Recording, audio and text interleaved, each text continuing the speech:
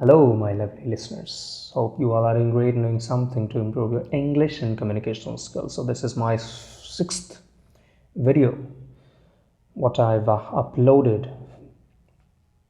for you to read and understand better. But I urge you to watch my first to fifth to understand this sixth. So, let's get started without taking too much time. So, she says, how can I be sad when there is the sun and the sky? I asked myself, God wants us to be happy and to see the beauty of this world. It will help us in all our troubles. Sunday, 27 February 1944. I think about Peter from morning to night. I dream about him and see his face when I wake up. I feel that Peter and I are not really very different, although we seem to be on the outside. We both have strong feelings inside, which are different to control. Neither of us feels that we have a mother. His mother isn't serious. Mine is interested in my life.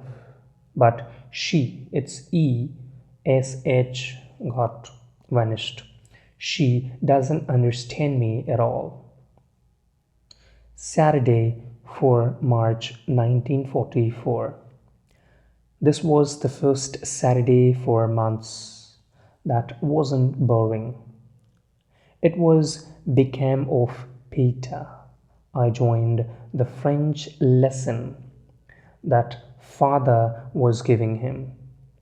I was in heaven sitting on father's chair, close to afterwards. We talked together until lunchtime. Whenever I leave the room, Peter says, if no one else can hear him, goodbye. Annie, I'll see you later. Oh, I'm so happy. Perhaps he does love me. And it's so good to talk to him. Friday, 10 March 1944. We have more troubles now. Meep is ill, and Mr. Clayman is still away from work with his bad stomach. Beep is trying to be everything on her own. Last night, somebody knocked on the well next door while we were having dinner. We were very nervous all evening. The police have taken Mr. away. He's the man who sells us potatoes, butter, and jam on the black market. It's terrible for him and also for us. He has 5 young children and another baby coming. Tuesday, 14th March 1944.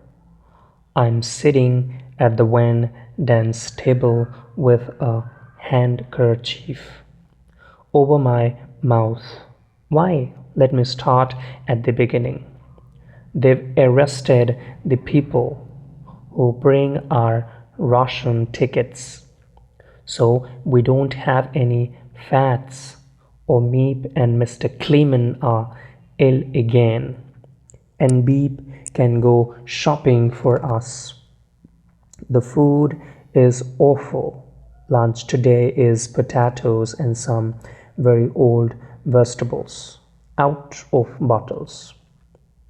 They smell terrible, which is why I have the handkerchief. We've got to eat them too. I feel sick when I think about it. Half the potatoes have gone bad, and we have to throw them away. If life here was pleasant, the food would not matter so much. But it's the fourth year of the war, and we are all in bad moods. Saturday, 18 March 1944. I've written so much about myself and my feelings. So why shouldn't I write about sex too? Parents are very strange about sex. They should tell their sons and daughters everything at the age of 12. But instead of that, they send them out of the room when anyone talks about sex. And the children have to try and find out everything by themselves.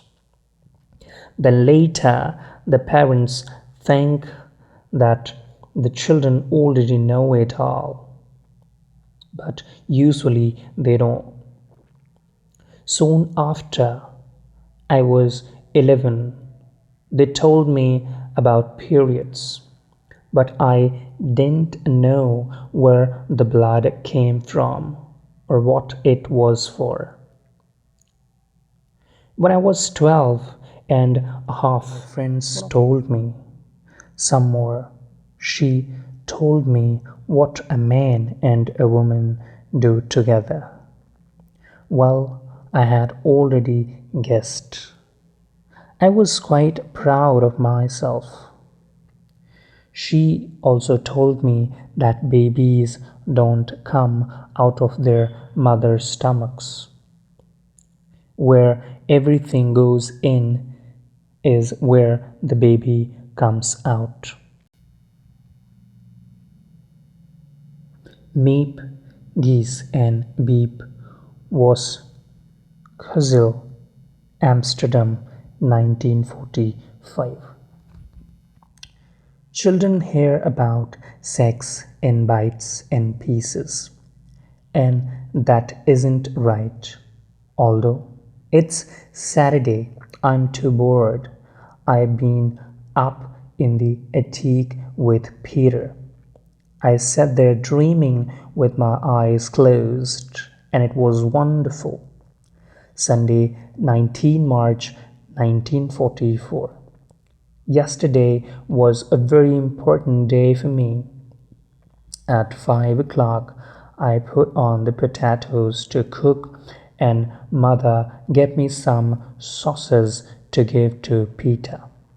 But he wouldn't take the sauces, and I thought I was because of the awful quarrel that we had recently. Suddenly, my eyes filled with tears. I took the plate back to Mother and went into the toilet to cry. I decided to talk to Peter after the washing up. I went to his room. We stood by the open window as it grew dark. It's much easier to talk like that. He didn't refuse their sauces because of our argument, but because we didn't want to look too greedy. Then we talked about so much together. It felt good.